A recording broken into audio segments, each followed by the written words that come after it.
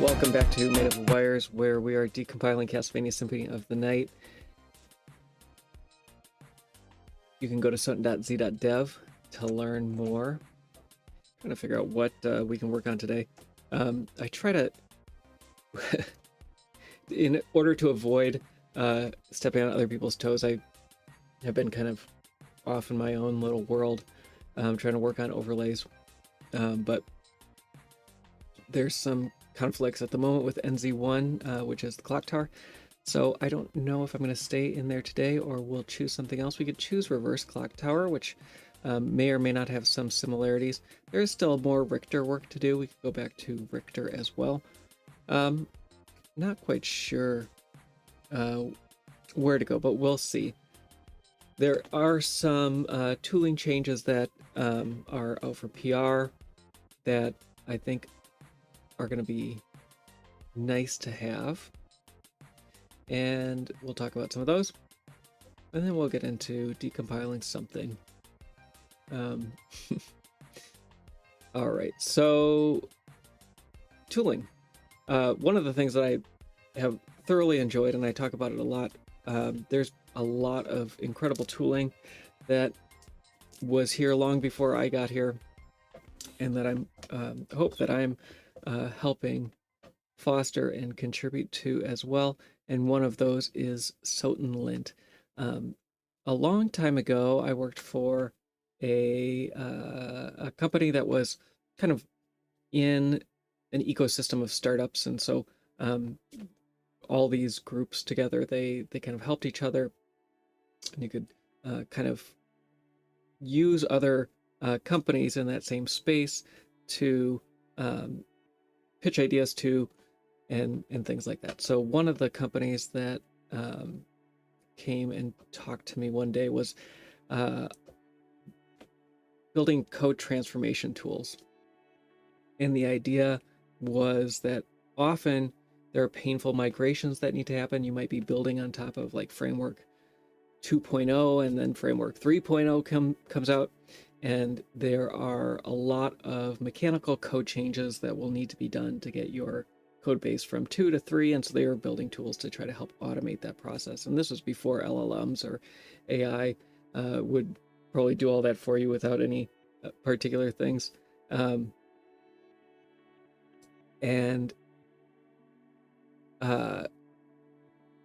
The neat thing about what they were doing is you would basically say, I want to run these transformations, and then you could send it off to all your repos and it would submit PRs with all those transformations. I feel like Soten Lint is a lot like that, in that it looks for the things that we know are common, linting errors or whatever, but I have a lot of familiarity with check style and PMD. And those tools just tell you when things go wrong. They don't actually fix up your code for you. And it was neat to see a tool like that fixed up code. And so I've contributed to that somewhat, added a bunch of things for finding bit fields and other things like that, replacing enums. And when I started doing that, I was basically duplicating all the enum values into Rust code. And that stunk because we have things like sound effects that have over 400 entries in there. And so I never wanted to do sound effects because it's volatile, it changes, and there's 400 of them, and you don't want to have to reproduce that in another language. So I tackled that finally over the weekend, and now we have a linter for it, or at least one in PR. And it is pretty cool. Unfortunately, the number of sound effects that needed to be created or transformed that were in the sound effect enum was 0, because people have been very thorough in making sure that those are covered in reviews. I also added one for finding integer constants in the create entity functions. That one is just a failing lint. However, it's not as nice. But the way that this sound effect linter ends up working. It still uses regular expressions to find the sound effect calls. Any function call that has play SFX in it will be matched, and it looks at the first arg, and if the first arg is an integer value, then it's going to take that and replace it with one of the enums in the sound effects enum. And how does it get that sound effects enum? That's kind of the cool part. So it loads the sound effects header file, and there's an enum parser, and we do some enum parsing in Soten assets, but it is just regular expression, kind of ad hoc parsing. What I was able to get into, if I can find it, Soten lint is actually a C parser that goes through and pulls in the header file, walks the AST, finding the enum that you want, pulling out all the enum values, doing all the necessary work to increment each enum value. What it doesn't do, and fortunately we don't have this case for sound effects, it won't do arithmetic expressions and things like that. And I haven't looked at this particular C parser to see if that is already compiled in or if those come back as expressions. They're compile time expressions. I know that this doesn't give you macro defined, so it's possible that those are resolved already by the time it comes here. It's worth looking at and trying to see, but pretty cool. And yeah, anything that ends up in that sound effects enum now can get automatically taken care of, which is pretty neat. So we could try one of those and see what it looks like in action. We'll stick with NZ1, and there's some of this in Harpy. And we can load our sound effects.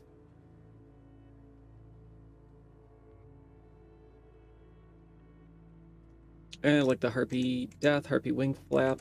Let's find Harpy Death. That's 7.8b. So if we have that in the code and then run Soten lint, it says, oh, I found your play sound effects positional, replace it with Harpy Death. And if we did that, and let's go back to the int. Yes, I know. Really do want to write it.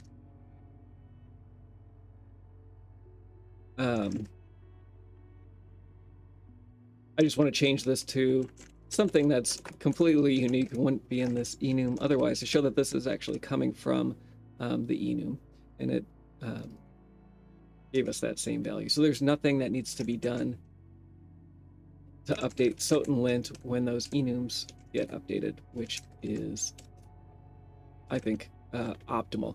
And so I think once that gets checked in, now we have a way to read enums from the header files in Soten lint, going back through and changing flags, and we have a bunch of different things that basically have duplicated those enum values, and hopefully we can get all of those out and then just base them off the header files. So that's pretty neat. All right, so roaming, hey roaming, good to have you. Project Oblivion actually did a bunch with NZ1 and got a bunch of the splits, and so I want to base anything that I do today off of these changes, because they will end up conflicting, and so we can take symbols and splits and other things like that that we might want to look at. There's things like Karasuman, who is the mini boss on the way into the clock tower, that might be interesting to look at. Sword Lord, I believe, probably is relatively duplicated. There's simple things like clouds. The clouds are going to be up in the attic where we were just looking at Cloak. I called him Cloak Knight for the couple weeks that we were working on, but apparently it's Cloaked Knight. Apologies for my indiscretion. What else? The Breakable Bridge is outside when you leave the clock tower and there's the like the giant floating skull and the halberd skeleton flail guard, there are the one-time breaking bridges there. That might be interesting to look at, actually. So let's see if we can reconcile that. It does look like the RO data splits that we have already match up with where those splits need to be for that breakable bridge. And so we can pull those. So let's start moving some files around. And what I mostly want to do is not conflict with this change set.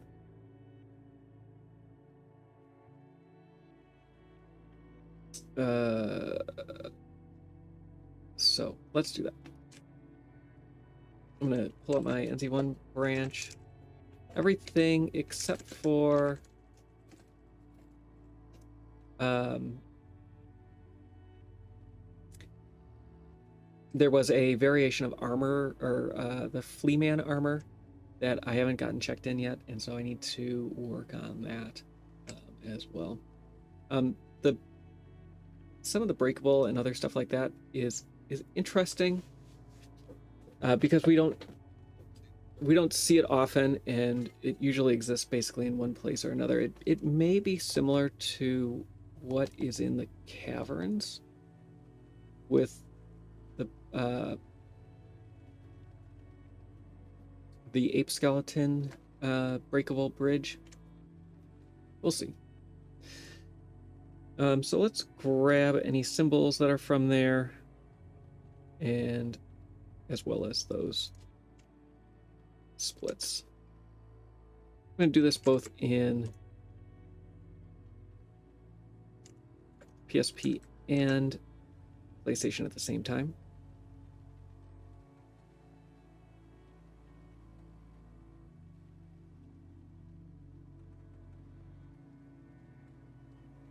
So first we want to start down at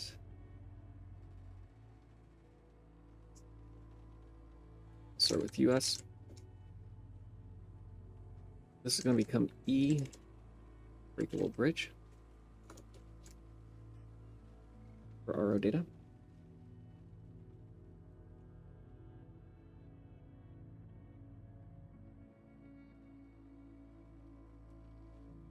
And on the PSP side for RO data,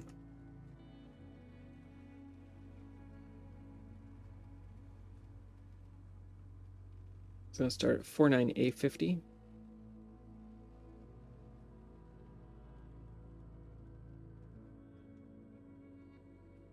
I'm assuming, I'm just taking these directly from Project Oblivion's PR, assuming that all of these are right, and we're going to throw that in the NZ1 prefix. That's going to go to 49A6. Just make sure that that is where the next one is, and it is 49A68. And then let's look at, it doesn't look like there is any known data there yet.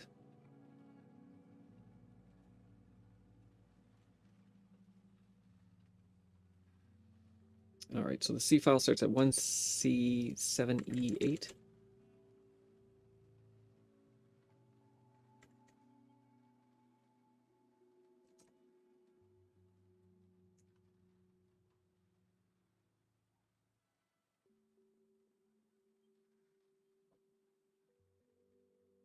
And we already have E breakable.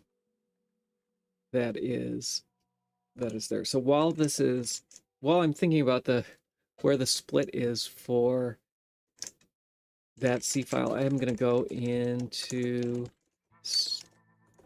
come on, you can do it, source stnz1 psp, and we're going to take the necessary functions out of 1b5e8c. And how many functions is that?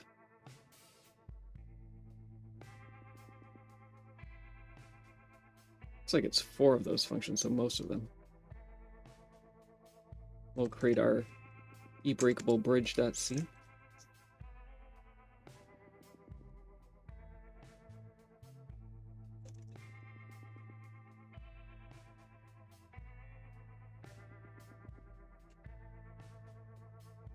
And this is, because this is the PSP version, we're going to go up a directory and then back down into NV1, which is the common directory.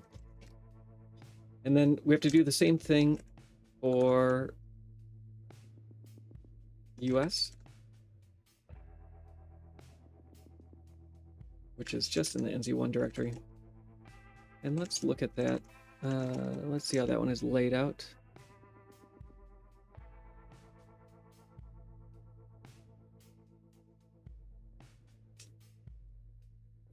So that's going to start at 26 AAC.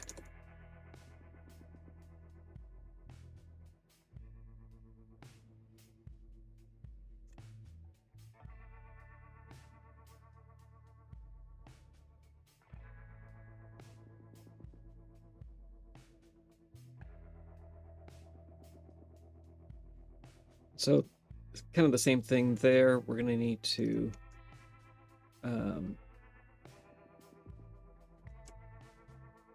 break some of this apart.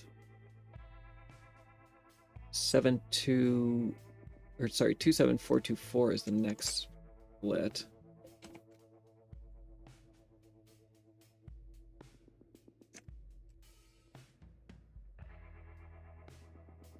Two 7424.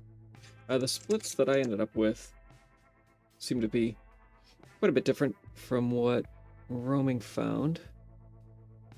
Obviously mine aren't related to anything yet, so that is probably reasonable. I think what I'm going to do is just allow this to be generated by Splat and then go fix up what was broken. Let me see who I got rid of though. 26C54. I'm going to get rid of that.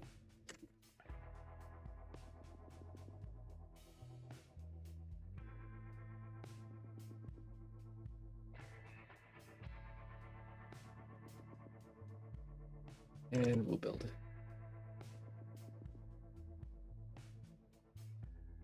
So PSP should build. I made one mistake with the PSP version. It may or may not build fine. The PlayStation 1 version will fail because there's two files and the include is wrong. So we'll fix that and then we'll move on. Actually, I'll fix the, since I still have the PSP one open, we'll fix that as well.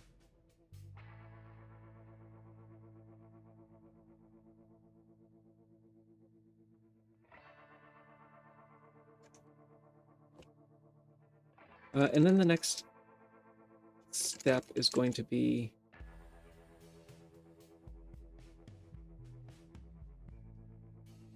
same thing on this new file. Putting in the symbols.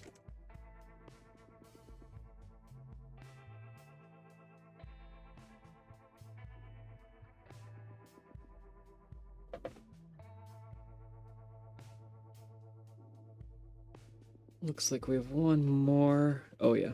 26024 is gonna have to get rid of everything that was in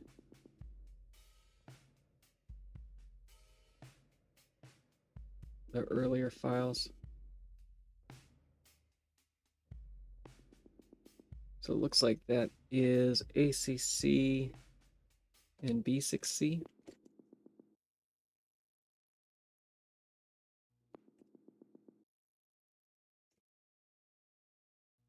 We'll see if that works fine. And assuming this works, then we'll go, that looks good. We'll go find the symbols for the bridge. Again, we'll take Roaming's work and we'll see. So we break bridge, entity break bridge trigger, and entity bridge background pieces. I'm guessing the bridge itself probably just falls into breakable. So this has 3 functions and not 4.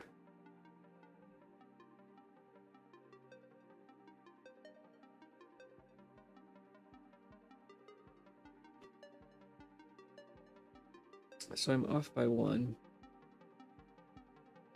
Let's go grab those symbols and then we'll see.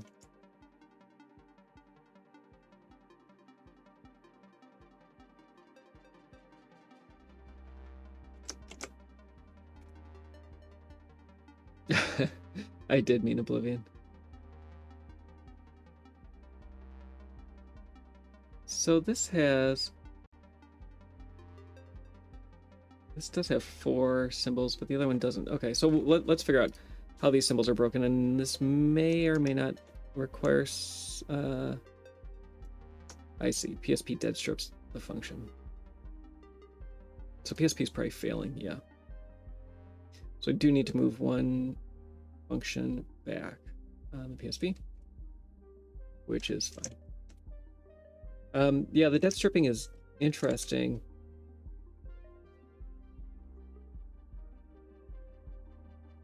So it's going to be that first function, so I have to go back to 1B58.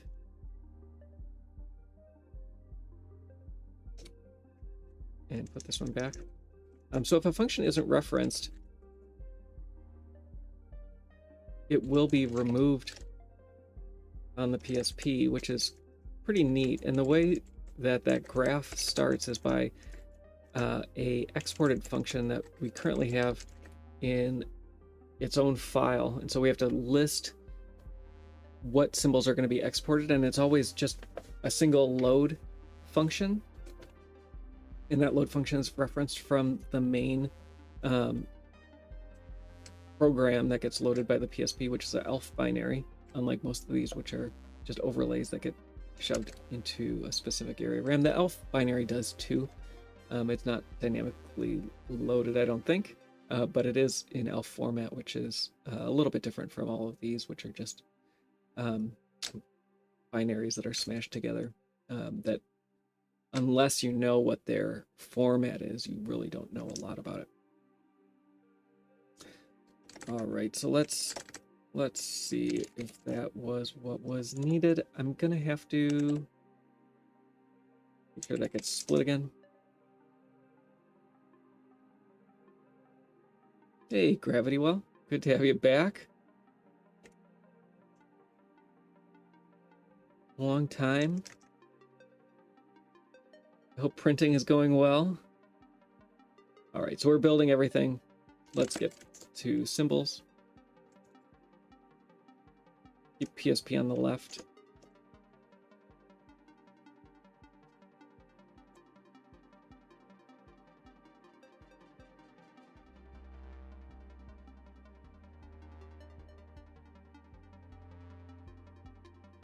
Work always gets in the way of life. I had a teacher in high school once tell me that school shouldn't get in the way of learning, which I've taken into adulthood. It's kind of hard though when you want to get some work done, or you're kind of forced to get your work done.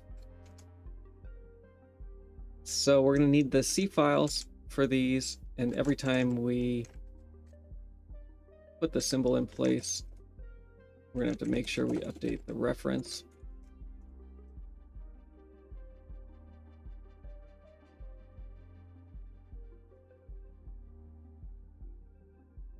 This one.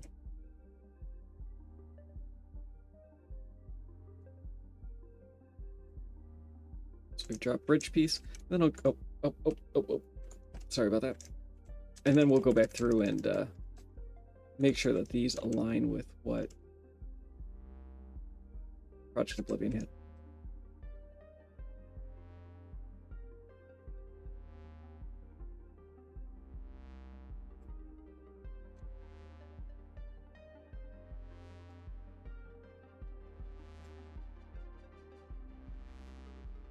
Very cool. Who's your you guys host your own OAuth?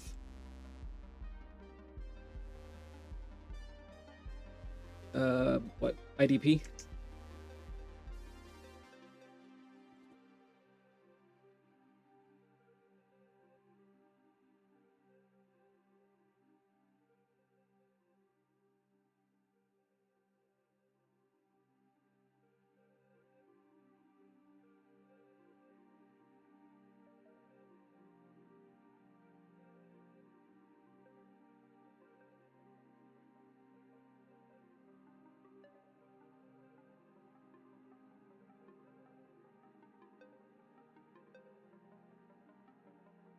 as soon as I get these symbols in place, then we'll do the PSP ones, and then we'll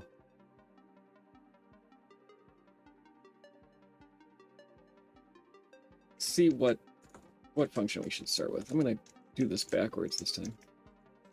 Get the addresses first, and then do the symbols. We can go backwards with this one. The first function will not be present. Actually, the first function will be present, but we don't have to put any ASM for it. Not ASMR.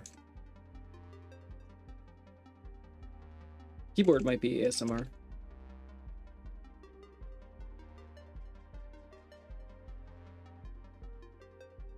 Use GitLab a little bit at home.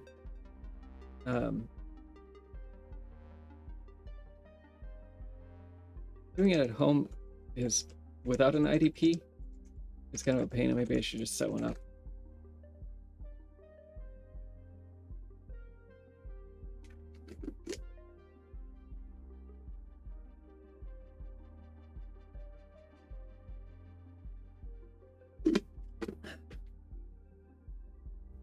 Oh, very cool. We're using just bare Git repos before or nothing?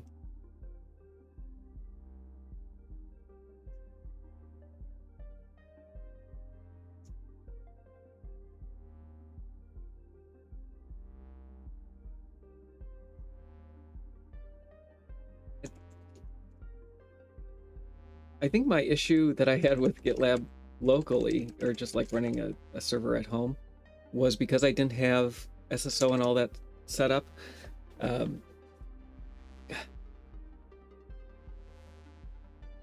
Something would happen with passwords, I feel like. And then I'd have to log into the server, and it was in a BSD jail, and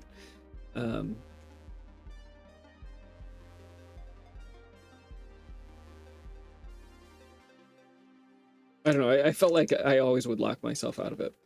And then I felt like I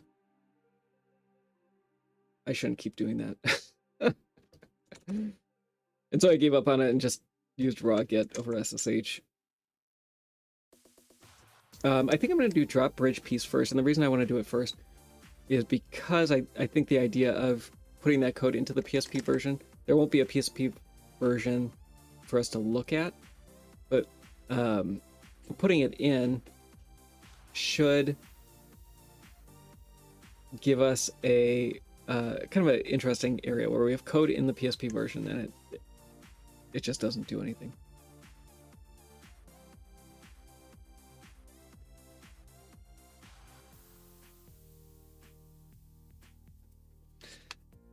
Copy Party sounds awesome. Good name for a tool.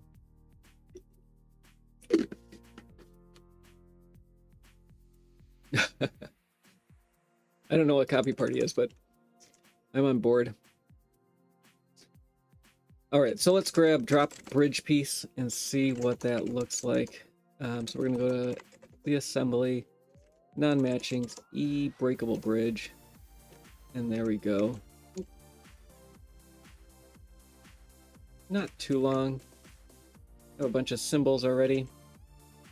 Some symbols that we don't have. Looks simple, and it looks like it's going to be dead code. So ultimately, all this is doing is getting us to be able to build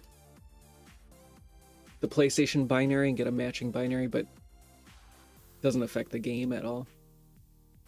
Usually we have an unused macro, and so the reason it's a macro and not just using the property extension is because we have compilers that don't necessarily support it, and so I like having all warnings on if I can. And so a compiler might come through and say, hey, that's unused. So we have this temp A3. It looks like we're just copying foreground. So I'm going to Let's look at what the tile map foreground type is. And whatever that type is, it looks like our array here is exactly the same. So let's flip over and do that.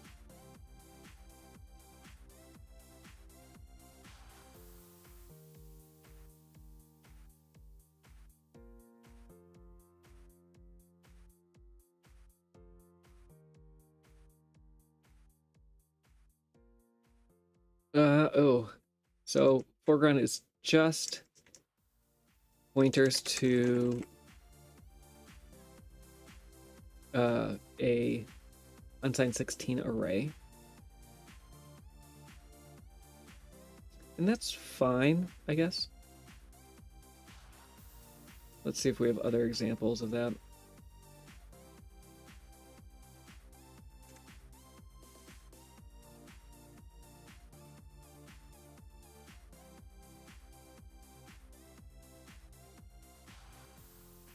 Yeah, we do. So it looks like we can just do the math in line, or the index offsets in line.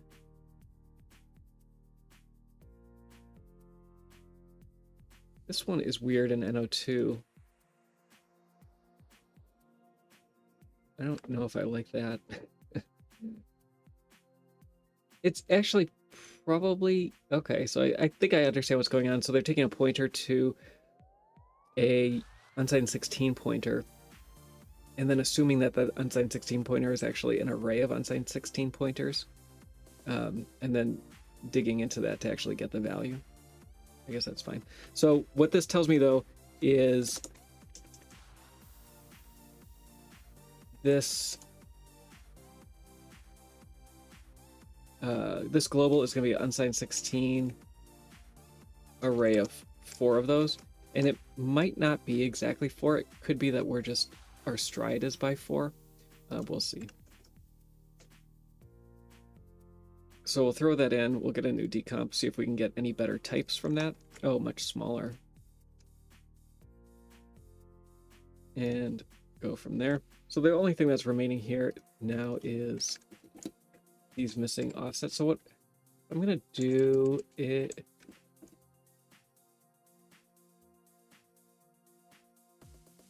Oh, unknown C0 and unknown C2. It's quite a bit further away. C is 12. So let's go with 60 in hex and 61. We'll see if this works. I don't know if it will. And then temp A3 is going to be an unsigned 16 pointer. M2C wrote this as a pointer. I don't know why it's not using the index there.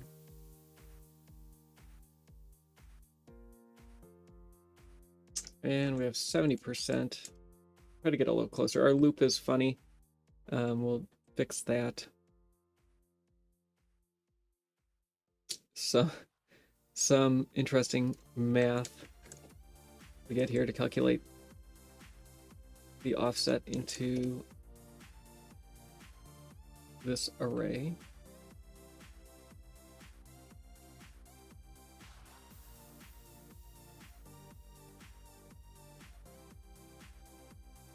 Nothing like taking a reference to a field, adding an offset, and then dereferencing it. Good job, GCC.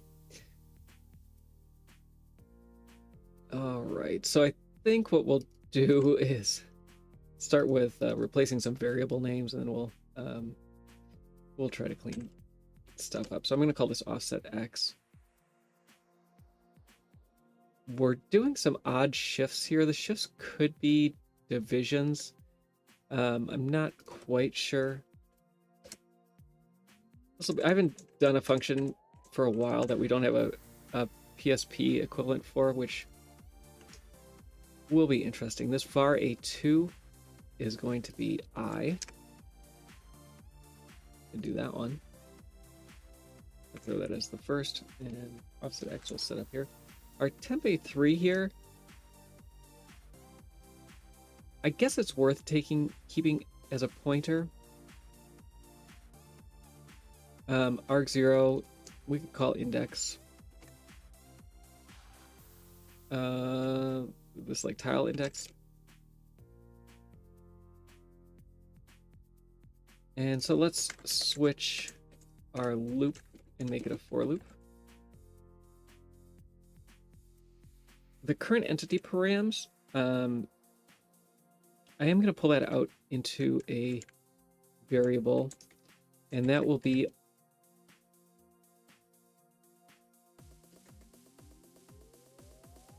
our upper bound. So I'll call it n.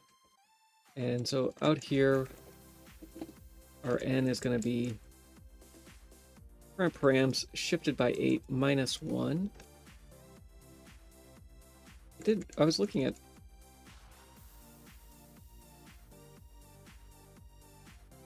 C precedence recently. I don't know, I don't recall now what the precedence between shifts and subtraction are. I'm going to open a cheat sheet here. This isn't something that, so usually if I question what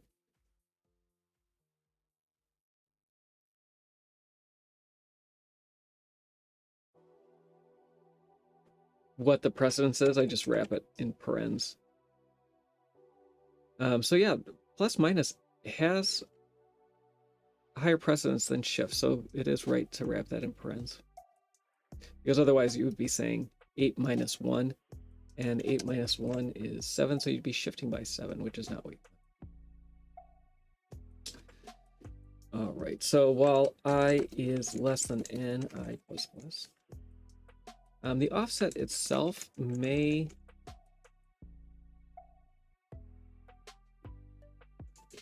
be in here as well, so I'm going to throw that in there for now. We'll see if it ends up being there. We're not changing entity params, so I don't think there's a reason to recompute it each time, but it could be.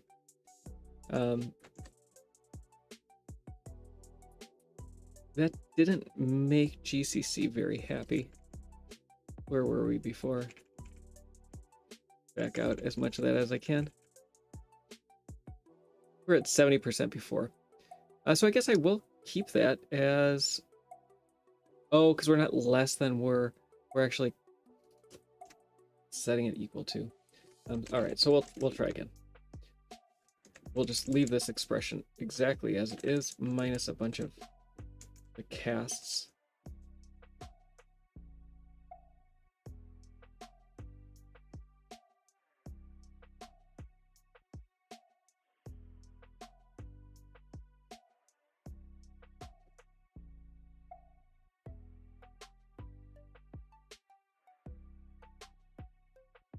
Oh wow, I didn't like that either. Let's move offset X back down.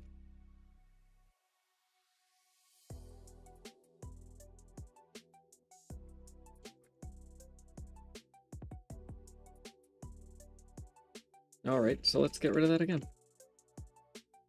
I don't see a reason. Oh, while I missed the while I is less than 2. Okay, so we need both those.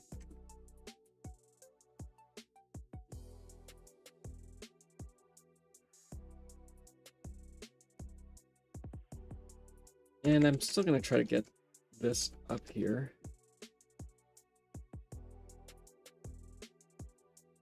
All right, that's it like that. So I am going to try to get rid of that cast at least.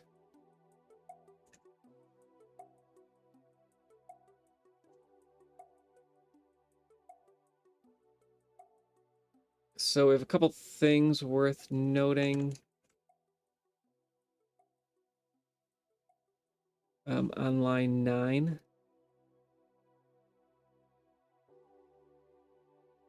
We're getting, so this is a pre-computation. We're getting this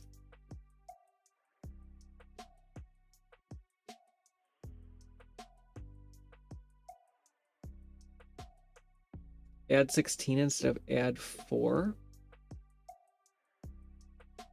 I think that's coming from the tile index here. And it looks like we should be doing I plus. Did I lose that somehow?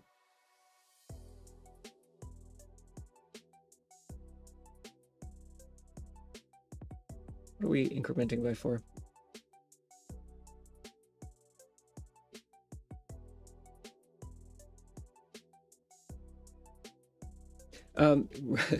Roaming, you're actually the opposite. You didn't mess that up, and has one of the highest precedences, and is way up here at a 3 versus equality down here. And I always think that same way. So Roaming said he feels like something like this. There's actually a discussion. So Josh was updating lints as well, and he was trying to fix exactly that case. So we could go look at it. Let's go look at pull requests, and so he was trying to get cases like this, flags, and then basically this is just if it's truthy or not. Our linter wasn't catching those cases, and it was somewhat by design, but mostly because it's conservative in how it catches things, that it wasn't catching this case. It was looking for other expression terminals like a parentheses, a semicolon, things like that, because there are certain things that you could put immediately after the integer, like an integer suffix, what type it is, unsigned, signed, long. And when I wrote it originally, I didn't know what are all the things that I could or may not remember. And so I just put the ones that I knew were correct, and that hit the majority of cases, but it didn't hit this case. So we had some discussion there about that as well, and what can come after this and still make it. C is writing regular expressions to parse C is almost universally not the right thing to do, but all of the alternatives are worse. But the precedence is and before equality. So if we were gonna throw that in, this would be valid and would be equivalent to that. I always wrap these because I never remember, and I force myself to look it up for that PR, and now maybe I'll never forget until tomorrow.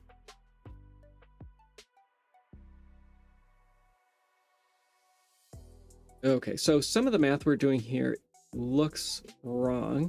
We're doing some extra shifts. I'm going to try to break this down into each of the different parts and see if we can figure out what they might be. I'm a little worried here.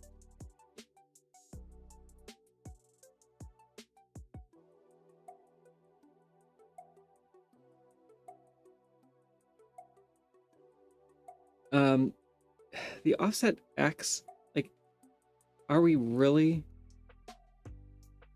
adding 80 to that and then just shifting it? It could be. The current entity params never change, so I do want to grab that, and I'm gonna try to put that out, and we'll see if that can work that way. It's just noisy to have it in there in the middle of everything.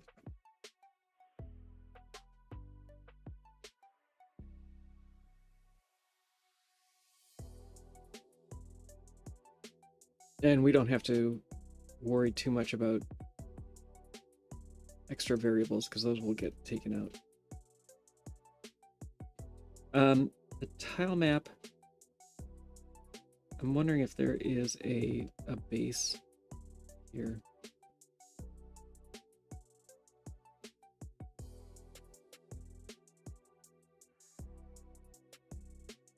Surprisingly, all of these seem fine, so all this is correct.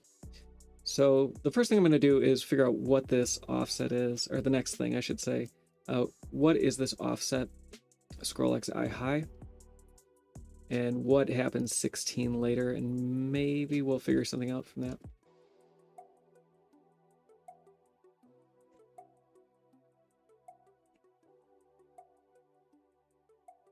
So scroll x I high. So 4 later is going to be, and we're going 22 later. 4 is going to be scroll y, 8, 12, 16, 20. So is that H size or V size? Let's try V size.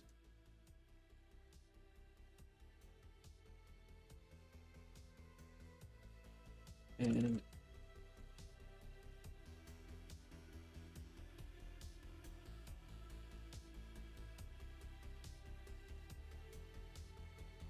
our tile map has no V size.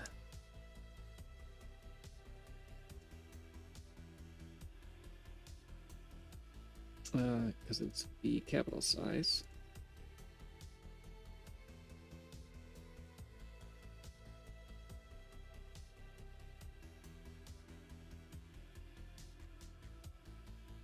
Okay, so that was helpful. Pause Y, scroll Y. Those may be getting pulled out, and this is a constant expression as well, so let's do that. Let's make an offset Y and pull out that expression. That actually is already seeming much better to me. I like this.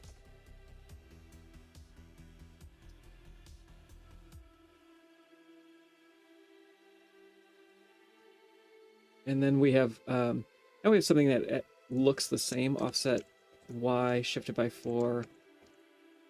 This actually is a bit nicer.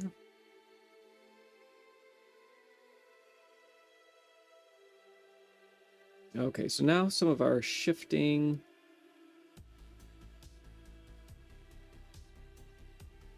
is ending up getting cached up here, maybe?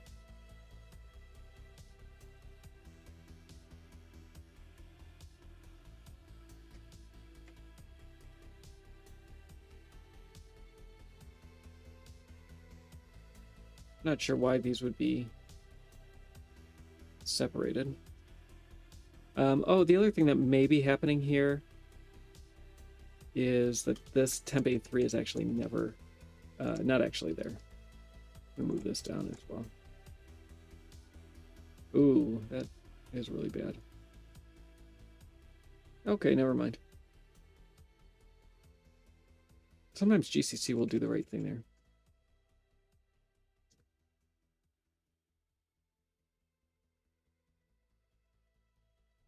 Times 16 is the same as a shift by 4. So let's take all of this together.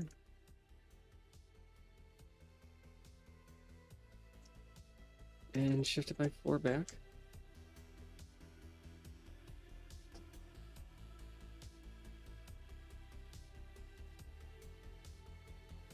And all the shift by 4s, I'm going to assume actually are divides. So let's try that. Offset X divided by 16. And then maybe we'll get the right things. Offset Y divided by 16. And then times 16. Oh, I screwed that up, right? It's not 16.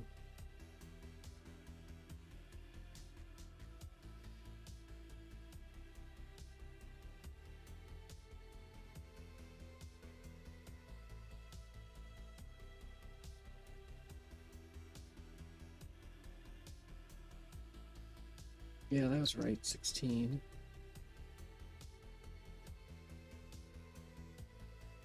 Thank you.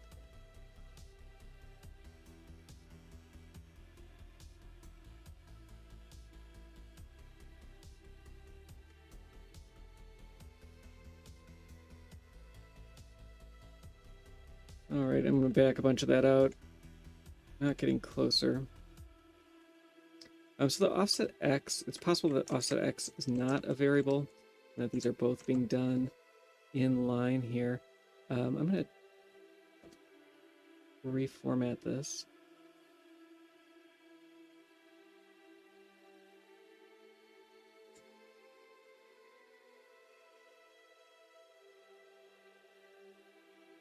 And actually I should see if I can find some equivalent.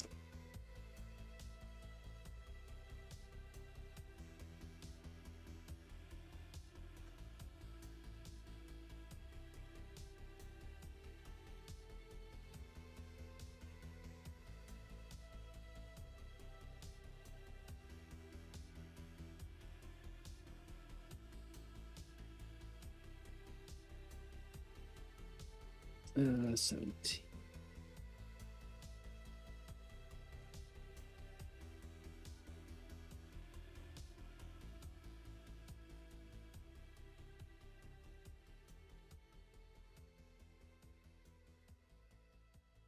All right, this is no better either.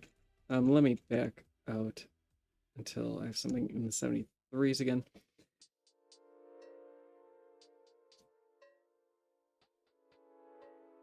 Shift right arithmetic.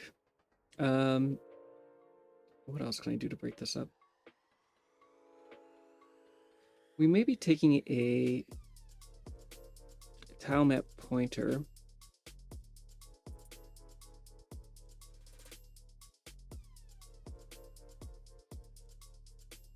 And pre-calculating the offset there.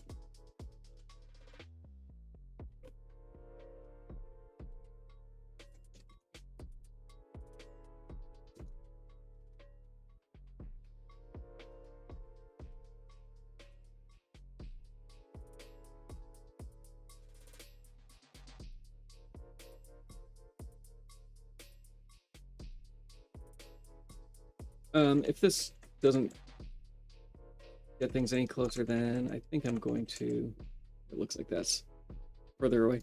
I'm going to see if we have any other code that works like this. And it could be in a duplicate, actually.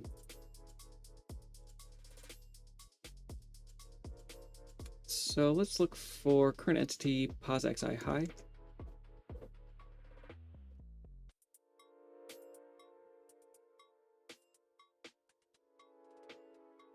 And we're subtracting scroll x.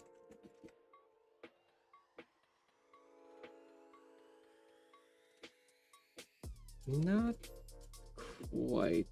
So Slagra does something similar, but not exactly the same. And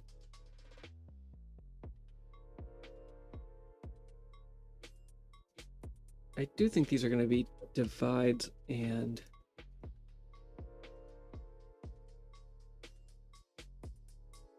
shifts. Let's try this.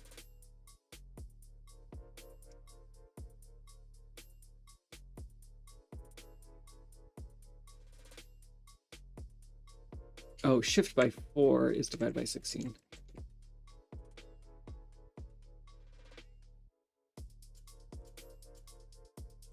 Not good at all, though. We're getting a lot of, like, even if we would reorder these, the instructions aren't quite the same. On the opposite side here, though, this should be the same as a shift by 4.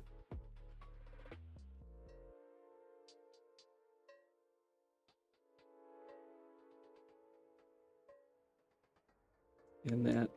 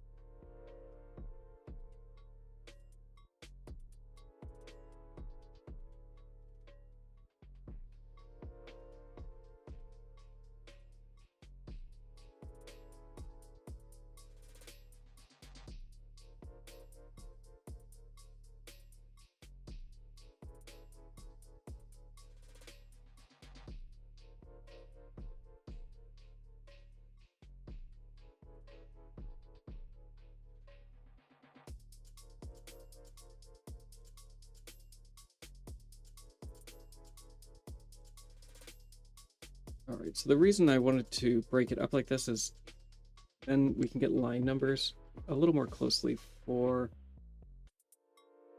the individual sections and see if we can get something there. So we are missing, yeah, missing a multiply here.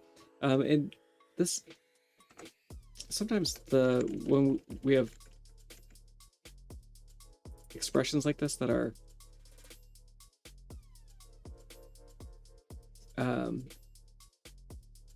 relatively complicated, the GCC is going to come in and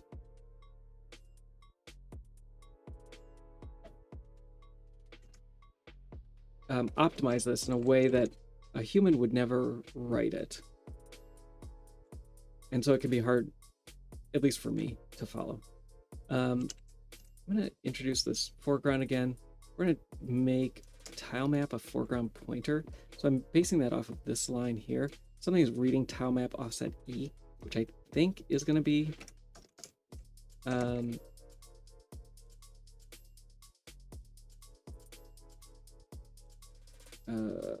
that value. And then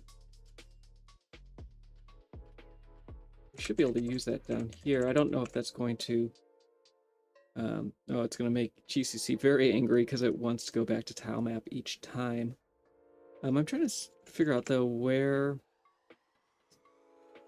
this initial tile map read is coming from. It could be the V size here. That doesn't make sense though, because V size we figured out was something else. So we're loading in tile map offset E. Let's look at what that is. I'm gonna put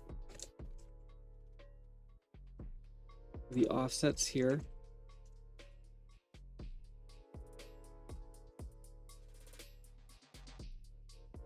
Just to help myself.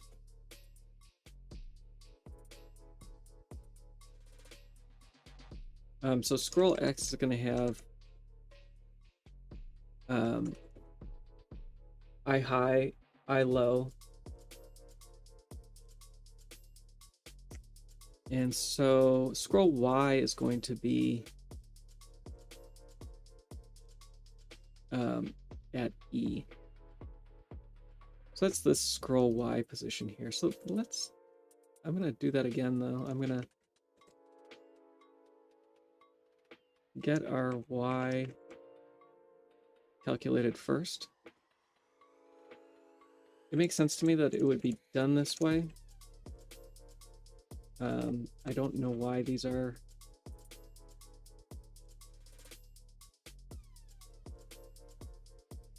not being treated the same way.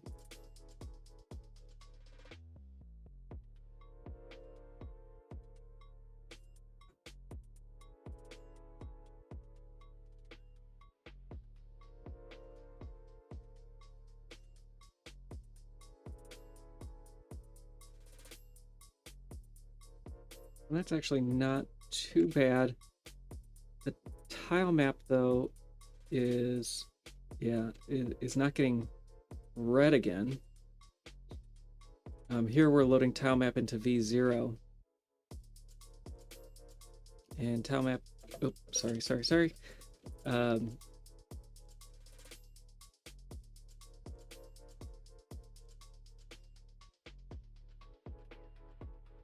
We're not reading offset.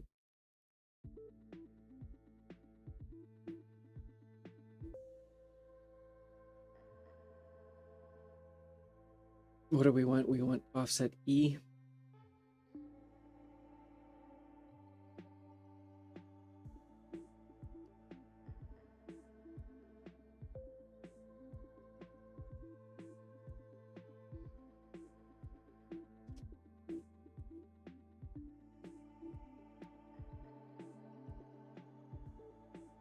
So I think that this should come earlier.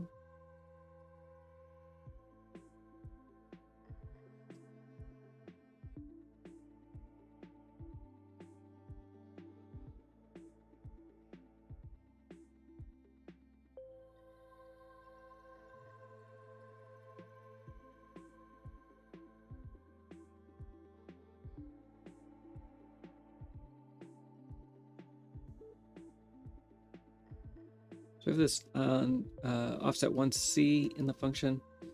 We're loading 16 versus 1A.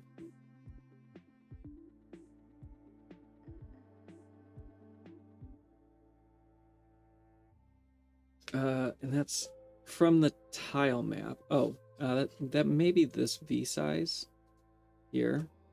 So we try H size, and that is correct. Now these line up. And are we loading these correctly yet? No. It looks like maybe the offset Y, X and Y is getting set to the current position X and Y high, and then the tile map is being read separately.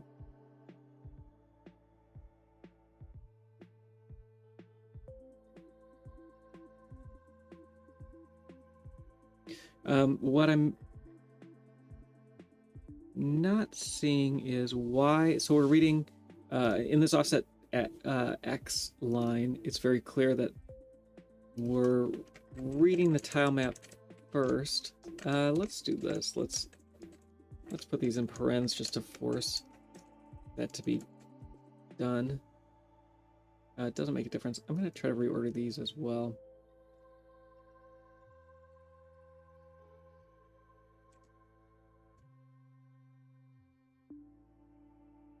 And what I may do as well,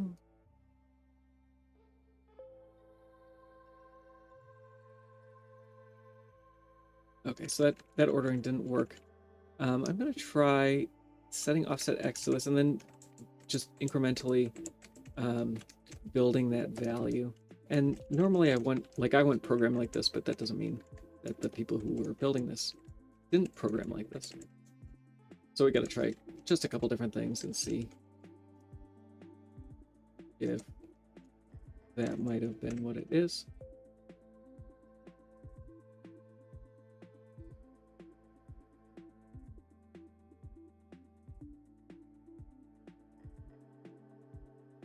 Now we still get the tile map load here. It's almost like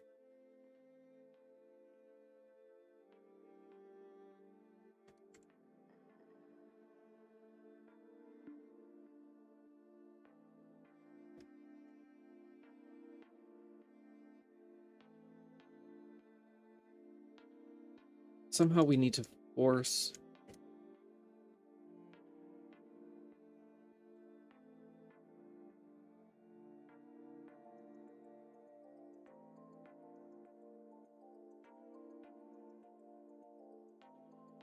this load in a particular order.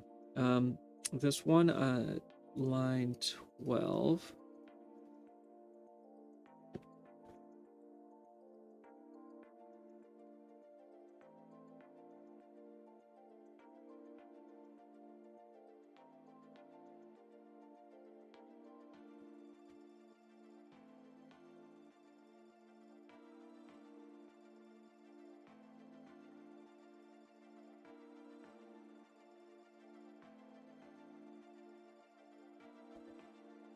The current entity is only loaded once. And that's what's happening in RS2, and the tile map is loaded twice, which is also happening in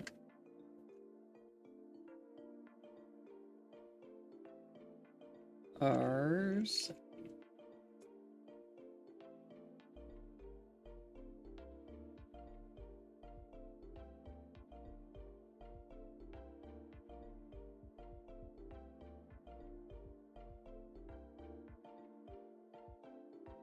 Let me see what the order typically is of these, and if there is a common ordering. So we're going to look at tile map scroll position. Current entity, actually, let's look at current entity. If this, if we can't find anything related to this, move on to a new function and we'll see what what might be going on. So I'm going to start with this. Let's first look for ones that also have tile map. And again, that's just Slagra. All right, so let's look at something like the Hellfire Beast.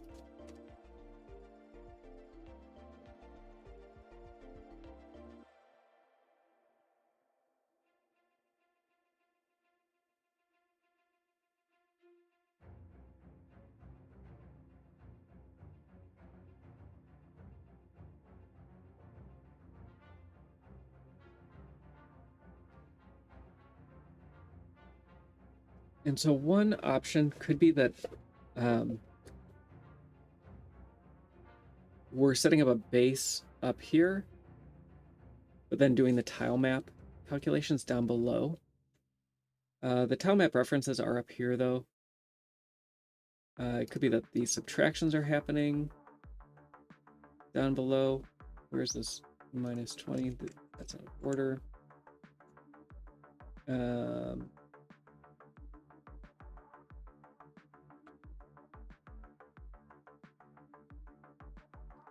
gonna try to move this down again.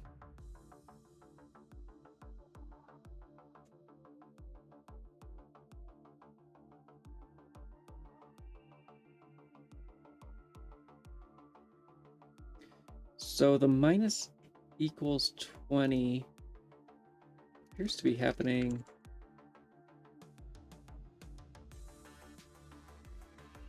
Okay, so this is slightly better order, not perfect.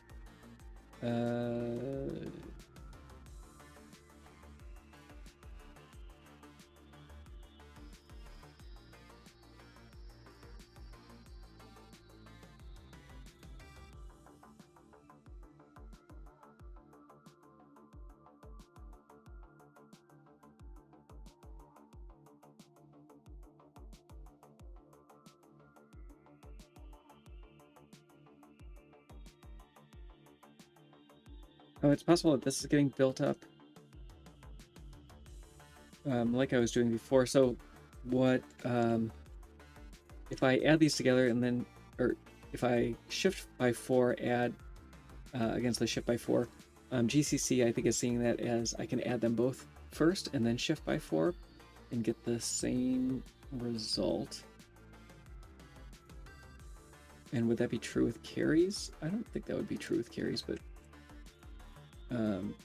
so let's try this. Temp v1 equals that, and then we're going to temp v1 plus equals offset y, and then that way I don't think GCC will try to optimize those into a single thing. The multiply by 16 down here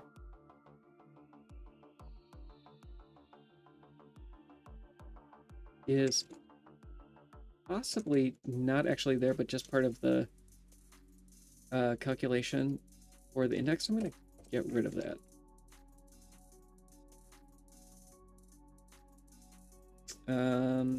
Let's try here.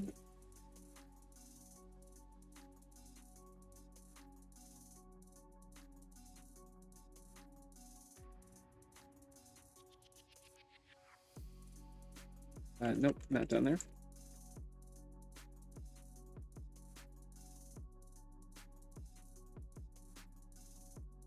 All right, so I'm still off.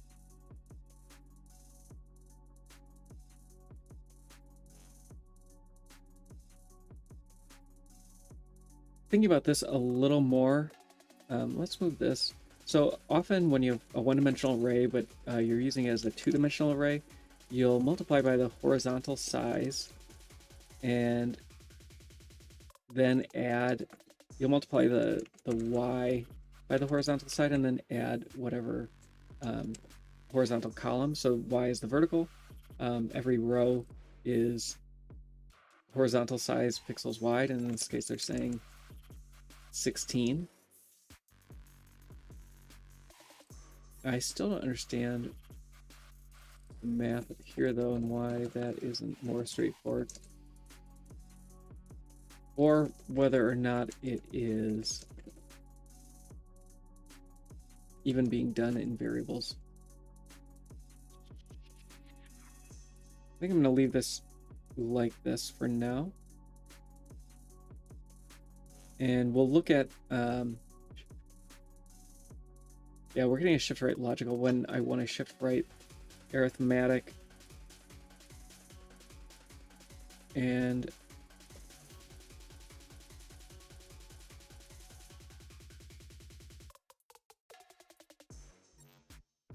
we can get that.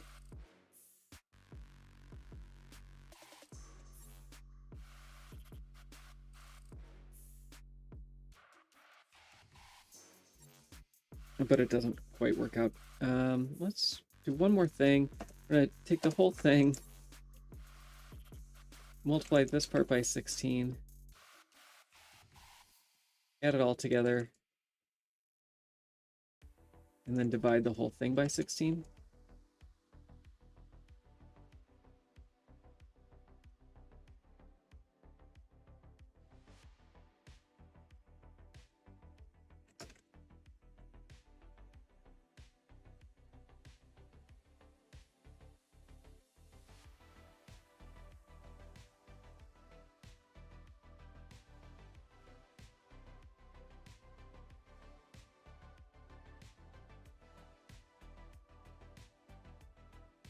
And nothing better there.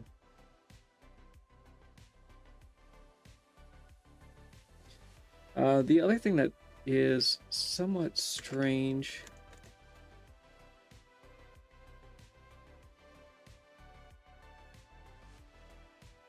Oh, I guess not. It does look like the tile map size is coming later.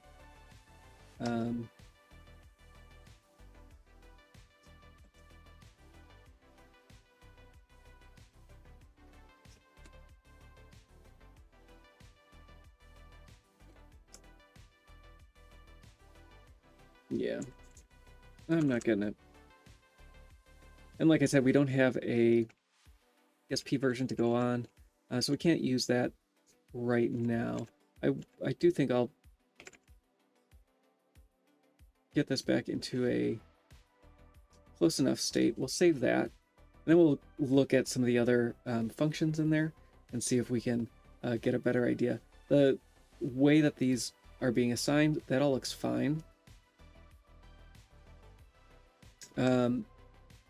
And even now, the way that these are being calculated at the top, I'm pretty happy with, and I think that it'll work itself out. Even how offset X is being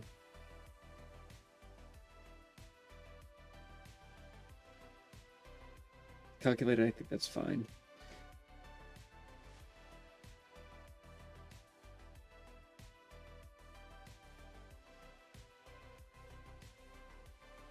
So what I think then is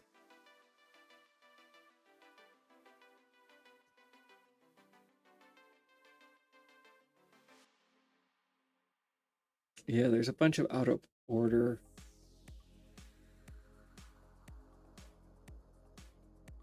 stuff happening up here that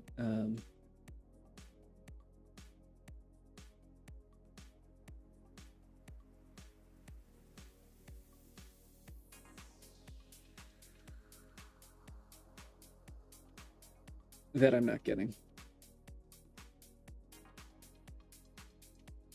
So we'll come back to it and see.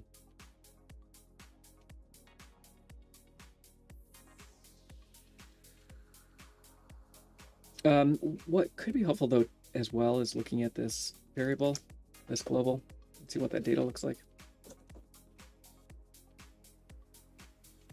The other thing is also looking at the dupes report and seeing if this is similar to anything that exists otherwise.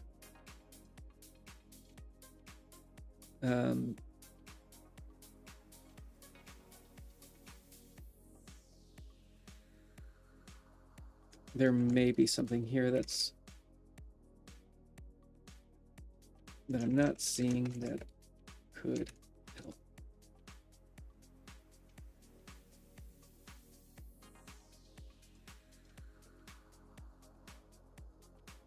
And this doesn't tell us much.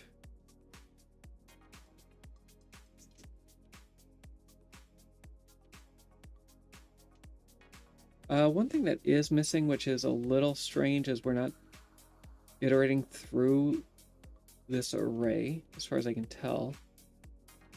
We're never incrementing this value. So temp A3 stays at these initial offsets, and nothing happens to it. So V0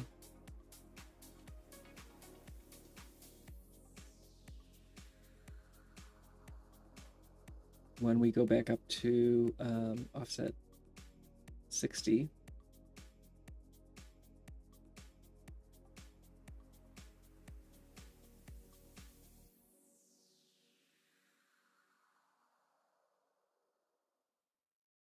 where does this get loaded? We load it into V0 and then to A3. And then, yeah, I guess we A3 never gets updated. Okay. So that's what it looks like. Let's look at the next one and see if there's anything else we can do in here now. It kind of stinks when the function isn't available in the PSP. We could actually grab the, let's do that. Let's grab the address and look in the dupes report as well, just in case I'm missing something.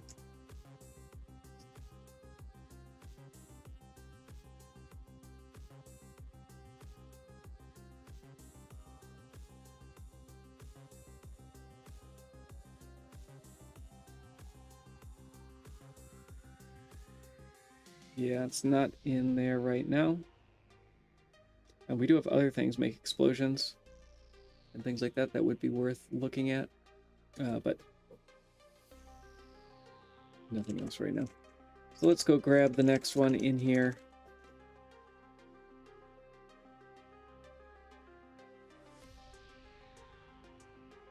Oh, I was working on Break Bridge. Break Bridge. Or was I working on Drop Bridge pieces? If we're working on Break Bridge, we do have a PSP version. It was Break Bridge. Grab the first one alphabetically. So we can do this in PSP. Causing myself grief for nothing.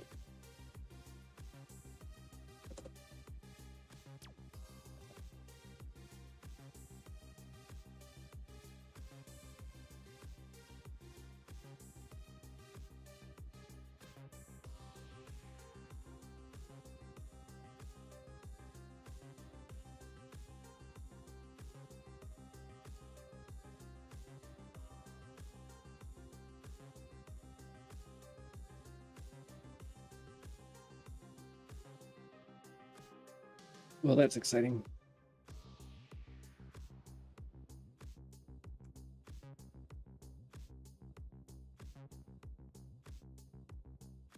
All right, so what do we see? Not much better, actually.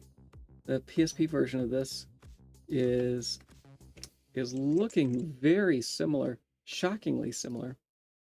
I am gonna take our PlayStation code over. I will look at the M2C decomp and try to work things out there a little bit.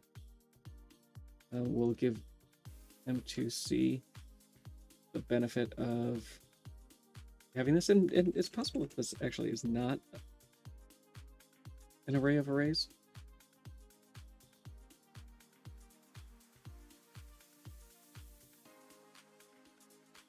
I'm not using it that way.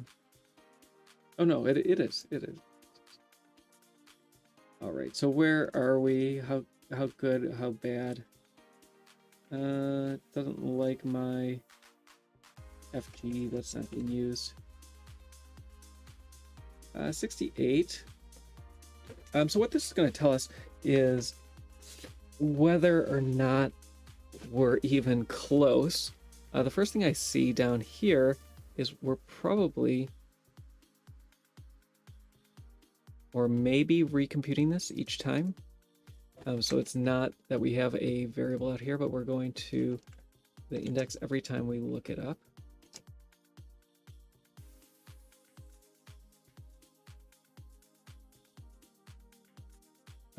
No, that's not it. Let's see. Is it this that is being treated as a two-dimensional array? That's possible too.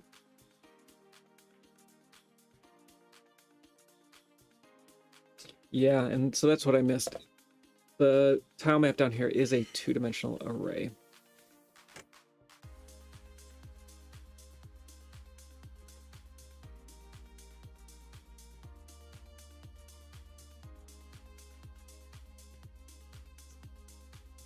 And so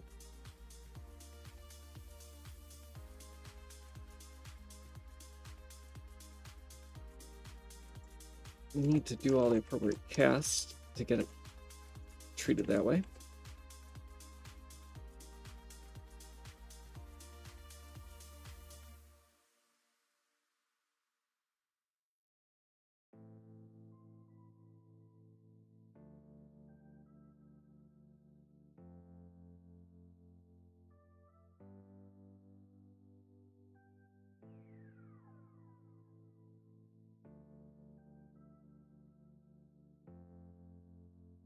And then is this looking any better?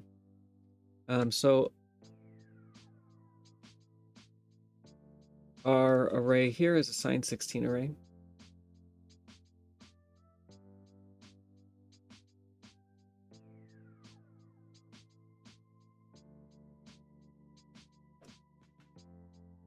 And that clears up all of the bottom. We're storing half, so this could be treated as a signed 16 array as well. Might as well keep the types the same. We do have more variables than I currently have. So we'll have to figure that out as well. Where we're calculating this offset is actually much lower.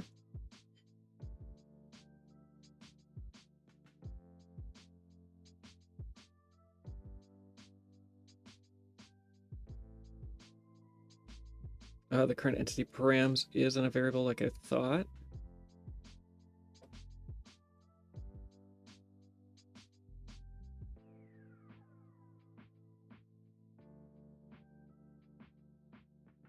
So here we're moving.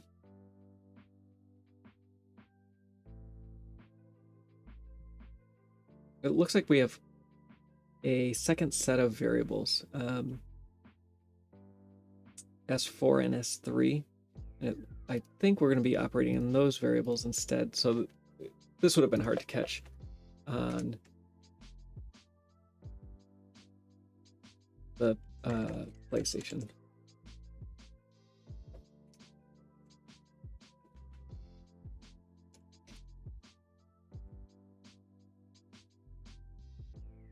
So that gives us the moves.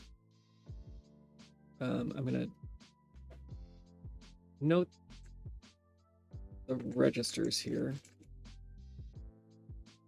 Oops, off by one.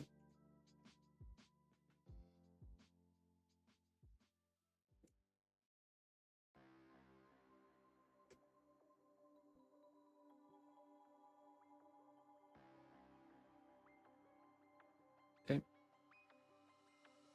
22. The shift by 4. There's a multiply that happens first. So let's take that. Our temp v1 equals the tile map size times 16.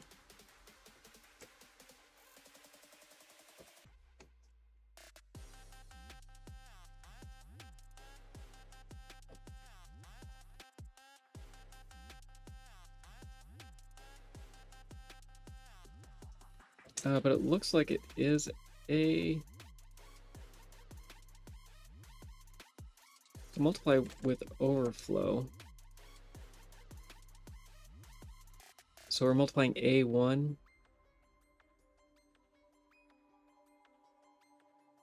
Which is S3, which is offset Y.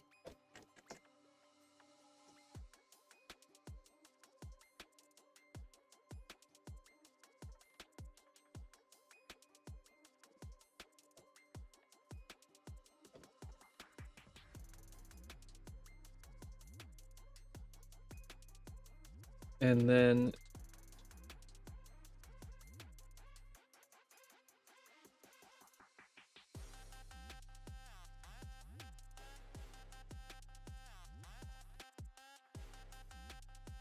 it looks like taking the result of that multiplication and shifting that whole thing by 4. Try divide by 16.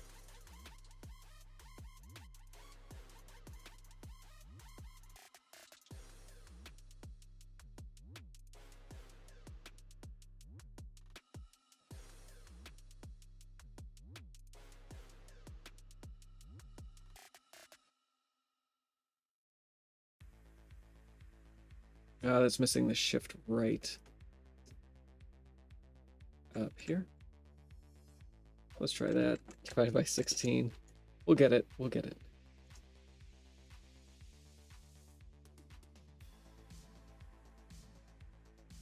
So it does need to be a logical shift.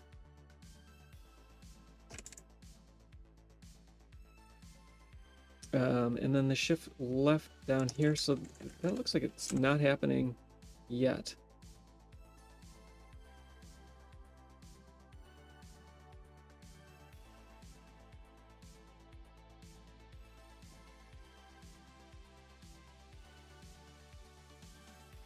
All right. And then we're adding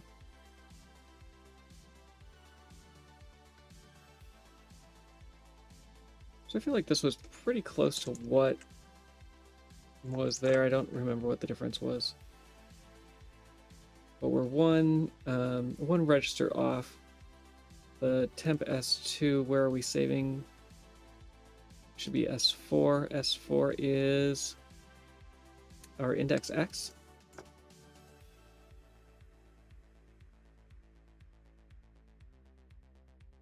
And does that look about right? No, it's a new value. So I pray index X here and index Y and temp V1. Hey, that's looking better.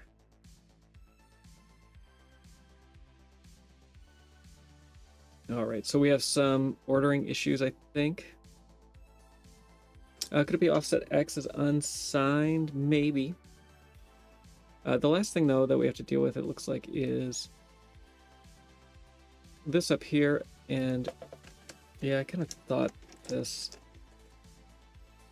So we're doing offset X minus equals 50, X 50. So 48 plus 16, 54, 64. And then offset Y minus equals 32.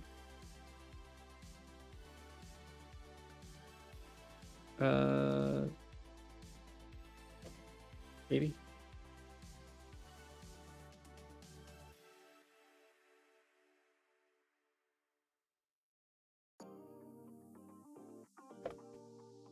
Okay, so we have one more issue, and that's that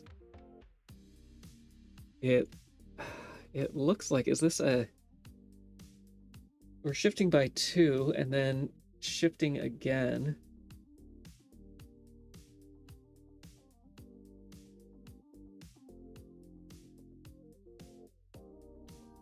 So these could be pairs. Yeah, I think it's an array of pairs.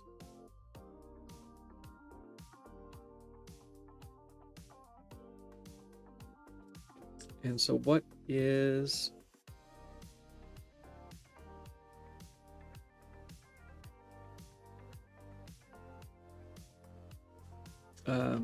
pairs of pairs, basically?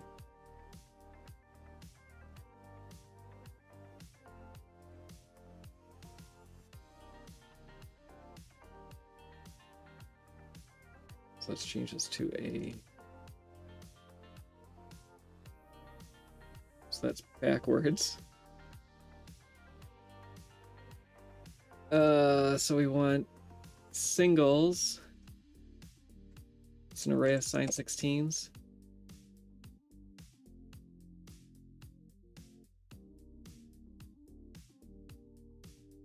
And we want to take a reference to it.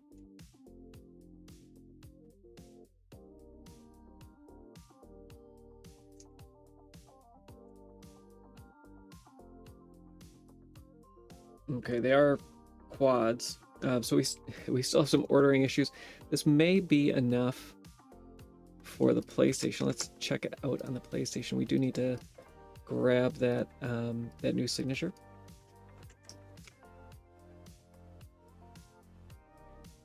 And I guess that jives with what how Spim interpreted it.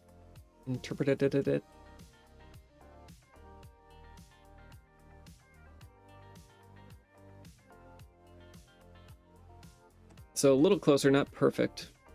There's register issues. Still doesn't like how this is being calculated. Well, I don't like how it's calculating it. Let's look at M2C and see if there's anything obvious in here.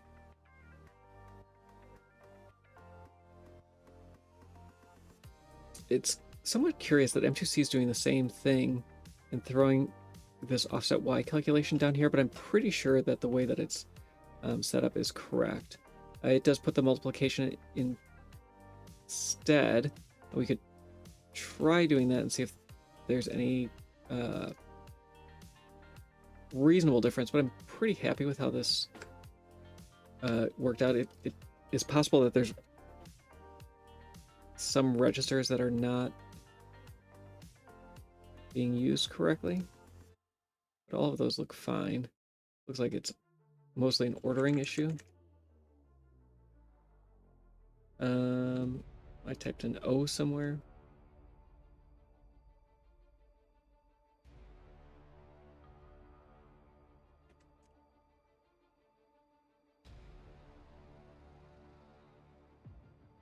So I think all the registers are being used consistently. Here we go. Here's a place where they're not 15. So I have this going back to the same register, but they don't.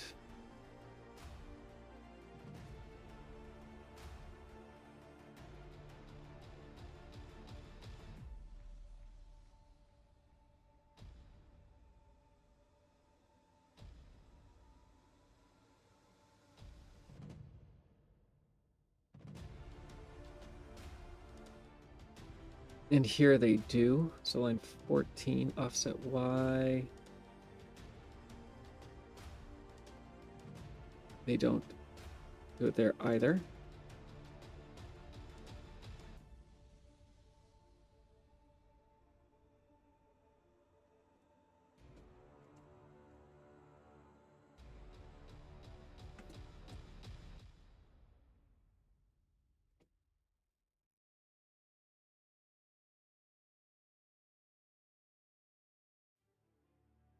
Okay, so now register issues again, but maybe slightly different.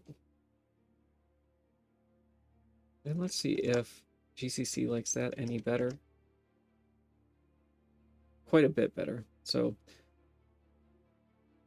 it does look like that was what the issue was. We're still missing a couple instructions. Where are these happening? Index X. Oh, because these are being overwritten down here. And Y is...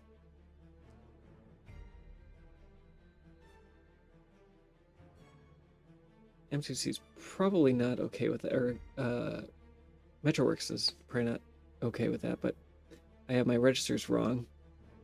Let's get rid of these and see. So we do need to move into separate variables. Is that inverted?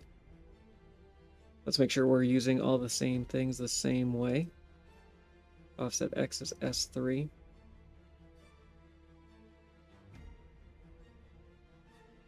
It should be S4. So my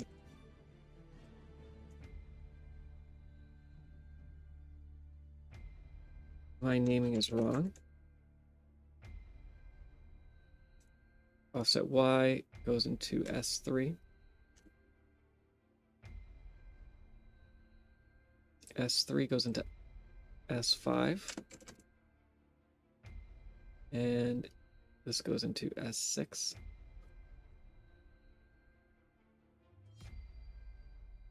Temp A3 is S1. N is S7.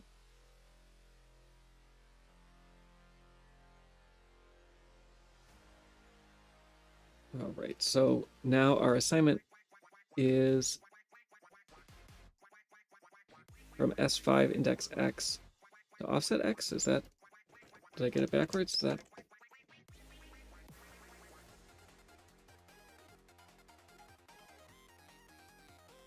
And then down here, are we using offset instead of index? That would make more sense. So again, let's make sure that these are all used in the same way. S2 and S5. Yeah, that looks better.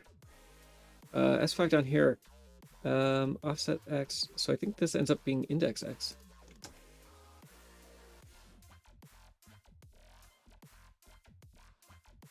No.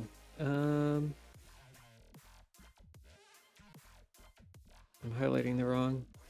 The register's changed. There we go. That looks correct. And then I'm guessing the same thing is going to be here, where we need to switch those.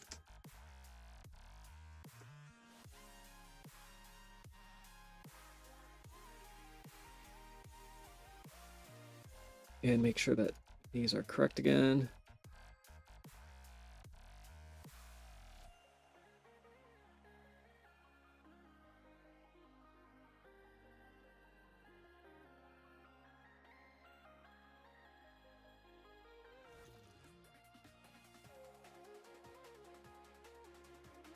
Yeah, it looks like that was it. So let's check that. Oh, thank goodness for the PSP. And that's a match. Let's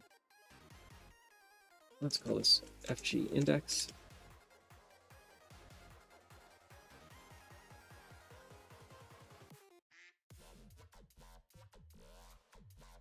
FG we don't need anymore. I don't think that the order in these is going to matter.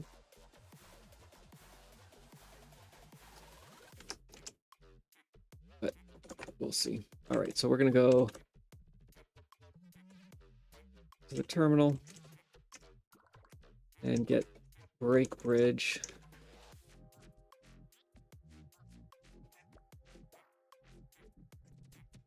So our global here was a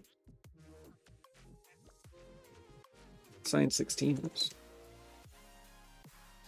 It is going to be a different named global on the PSP, so I'm going to grab the PSP name for that. That's the only difference in names that we have for the two different versions. All the other symbols are mapped the same.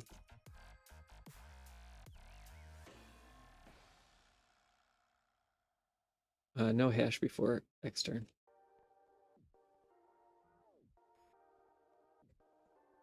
And I don't think there ended up being a... Yeah, there's no size for these, it's just computed. So let's see how it goes.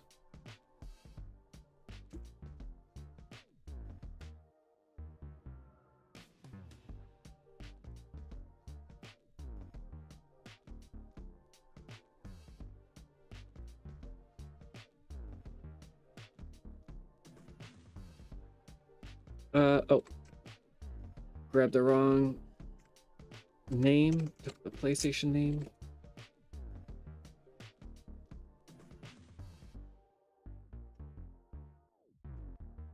So working on PSP.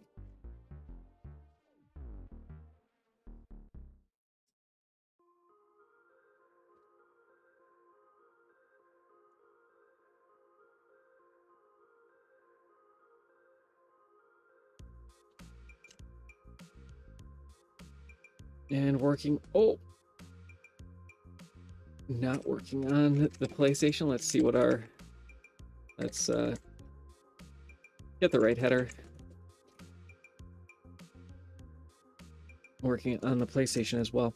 That wasn't the function I wanted though. I did want that other one. I'm out of time though. We want ASM, USST, NZ1, non-matchings, e-breakable, and we want drop bridge pieces. Let's look at this quickly. We won't have a PSP version of this. I do want to see if there's anything interesting here, since it is a dead function. And the whole point of this earlier was, this looks almost identical, a little different.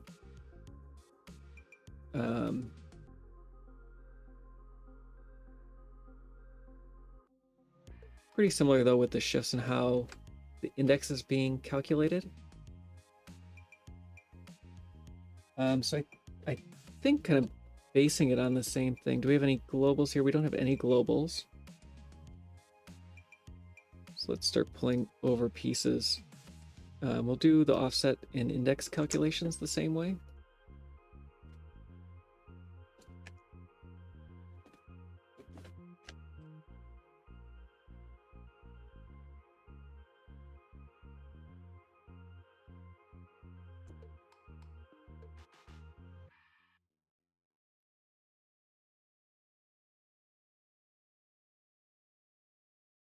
And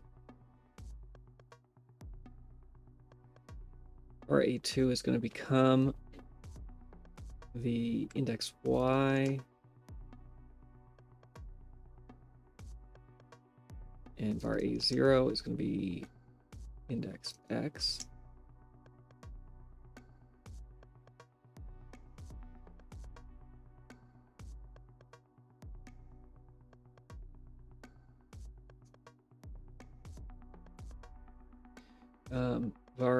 Var T0 is going to be I.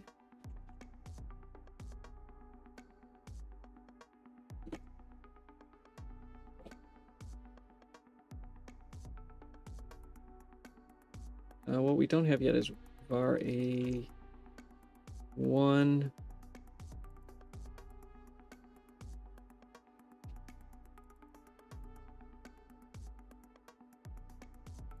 So we have an inner loop here.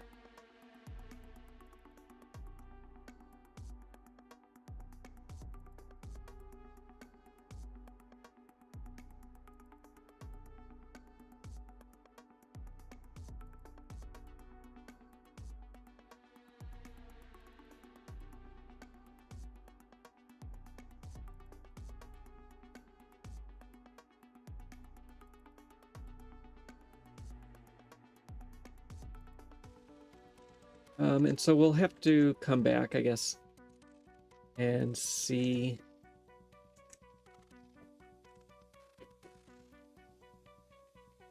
how this shakes out. Var T0, get rid of that. But I'm guessing it's kind of the same thing. The way that this index is calculated here, we could pull that code over from the other one and see how it goes. But I don't have time to look into that anymore today, so we're going to call it a day. We've been decompiling parts of the clock tower in Castlevania Symphony of the Night, and we do it Monday through Thursday on Made Up of Wires. That's all I got. Adios.